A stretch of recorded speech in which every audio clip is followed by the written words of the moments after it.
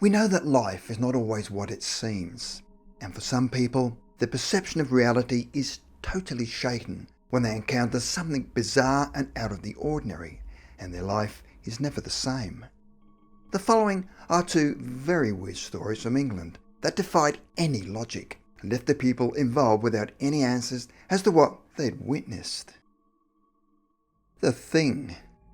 In 1952, Ken Goodson was serving in the military, and at the time of the unusual incident was based in Blandford, Dorset, in southwest England. It was late October at around 10:30 p.m, and Ken was with two other men from his platoon when the incident happened. Ken, Charlie and Ron were all in their 20s and had not been in the army for very long. At the time, the three men were relaxing on their beds at the far end of the hut and could talk quietly amongst themselves without disturbing the rest of the platoon, who were fast asleep.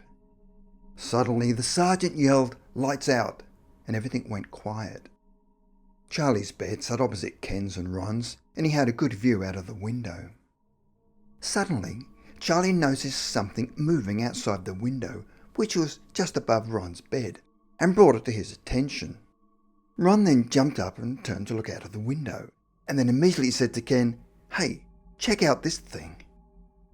Ken looked straight at the window and noticed the thing appeared to be looking in his direction. Then all three of them were standing upright with their eyes wide open, trying to work out what the hell they were looking at. The ghostly shape which Ken had named the Thing was greenish in colour, and the head had a pink tinge. His head and hands were clearly visible, and it seemed to have a covering over the back of its head that went down over the shoulders and the rest of the body. It appeared to be swaying and floating whilst bobbing up and down. The head of the Thing had no normal features such as lips, nose or ears, and it had no hair. To make matters more creepy, where his eyes should have been was just dark slits or holes. Although the Thing did have a mouth, it wasn't a normal mouth, as it appeared to open and close like a fish. But it made no sound whatsoever. As if that wasn't already terrifying, it was making beckoning gestures with its hands, and then started scratching at the windows. Its fingers were whitish and looked extremely thin and skeletal, and it had no fingernails. Its strange movements were rhythmic and slow, and it looked like it either wanted to join them in the hut or wanted them to go outside. All of a sudden it disappeared, leaving the young men to look at each other with their mouths wide open, wondering what the hell they'd just seen. Then as they turned around, they found that it had reappeared on the other side of the hut, but now it was violently pulling at the doorknobs, where Charlie was close enough to jam his rifle through the bars to prevent it from breaking in. Finally, with all the raucous, the rest of the platoon was now awake, and by this time the Thing had suddenly disappeared. While Charlie and Ron were trying to explain the strange events to the rest of the platoon, Ken had had enough, and while he was both frightened and curious, headed outside the hut to see exactly what this thing was, but found nothing, and then headed to the guard commander to report the incident. The commander was extremely sceptical about the whole event, and as Ken was about to be chastised for the unlikely story, another soldier came running in and told a similar story. The soldier explained that he was the duty orderly and had fled the medical treatment room in fear after this strange creature had entered the facility. He claimed that this creature had banged on the door. This was obviously after leaving their hut. And when the soldier opened it, it entered the room and started to throw things around, and the soldier fled in fear. A complete search was then carried out in the area, but they found nothing unusual. The following morning, the whole platoon was questioned by the officers, who were now extremely interested in the events of the previous evening, but as they could find no evidence, the matter was laid to rest and nothing more was said.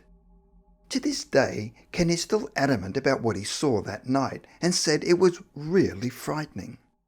Ken then added another terrifying aspect to that night and said that when the Thing was moving around the hut, it also appeared at a very small window that was situated high at the far end of the hut. So this thing was not only able to float around ground floor windows, but was able to also float high up. as to what the thing was still baffled and frightened Ken to this day, even as an elderly man. The Goblin. In 1943, Mr. Nugent was in the RAF and was stationed at Woodcote, South Oxfordshire, South East England, and would occasionally stay with some close friends in a cottage at a nearby village. He had stayed at the cottage many times, and on one particular occasion had invited a friend to stay, and they were put in an elder daughter's old room. One night he suddenly sat bolt upright in bed and looked across at his friend, who was fast asleep in another bed at the other end of the small room.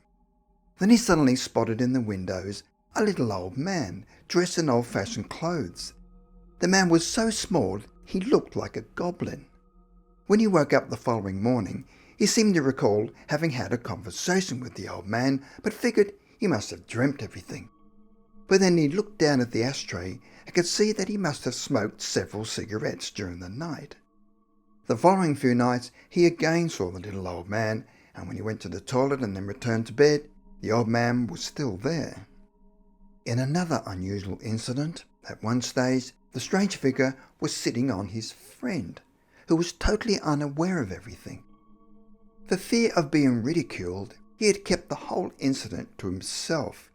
Then, many years later, he told the youngest daughter of the friend who owned the cottage about what had happened and asked her if she'd ever witnessed such a strange thing when she'd lived there.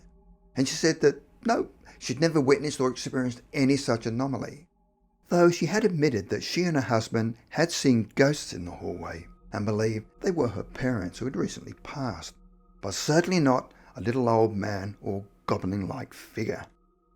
The cottage was later extensively renovated, but nobody had ever witnessed the strange little figure appear to them. It seems Ken was the only person to ever see the strange little man.